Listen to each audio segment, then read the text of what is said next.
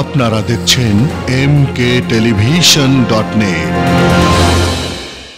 মেহেরপুর গাংনী সরকারি পাইলট মাধ্যমিক বালিকা বিদ্যালয়ের উদ্যোগে নবাগত ছাত্রীদের বরণ ও প্রবীণদের বিদায় জানানোর লক্ষ্যে নবীন বরণ ও বিদায় অনুষ্ঠান অনুষ্ঠিত হয়। বুধবার সকালে আশরাফুজ্জামান লালুর সভাপতিত্বে নবীন বরণ অনুষ্ঠানে প্রধান অতিথি হিসেবে উপস্থিত ছিলেন জেলা শিক্ষা অফিসার সুভাষ চন্দ্র গোলদার। বিশেষ অতিথি হিসেবে উপস্থিত ছিলেন গাংনী থানার ভারপ্রাপ্ত কর্মকর্তা আনোয়ার হোসেন। অনুষ্ঠানে বক্তব্য রাখেন মীর হাবিবুর বাশার। অনুষ্ঠানে নবাগত ছাত্রীদের উদ্দেশ্যে মানপত্র পাঠ ও প্রবীণদের বিদায় এবং নবাগত ছাত্রীদের ফুল ছিটিয়ে মিষ্টিমুখ করিয়ে বরণ করে নেওয়া হয়। পরে সেখানে এক মনোজ্ঞ সাংস্কৃতিক অনুষ্ঠান অনুষ্ঠিত হয়। গাংনী পাইলট মাধ্যমিক বালিকা বিদ্যালয়ের ছাত্রী উর্মি, ফাতেমা, সালমা, একা, কাকলি, সঞ্চিতা, বৃষ্টি, বুশরা, তন্নি, আজমিরা, শবনম, মিতালি, জ্যোতি, নুসরাত, পারভিন সঙ্গীত, নৃত্য, অভিনয় ও আবৃত্তি পরিবেশন করে।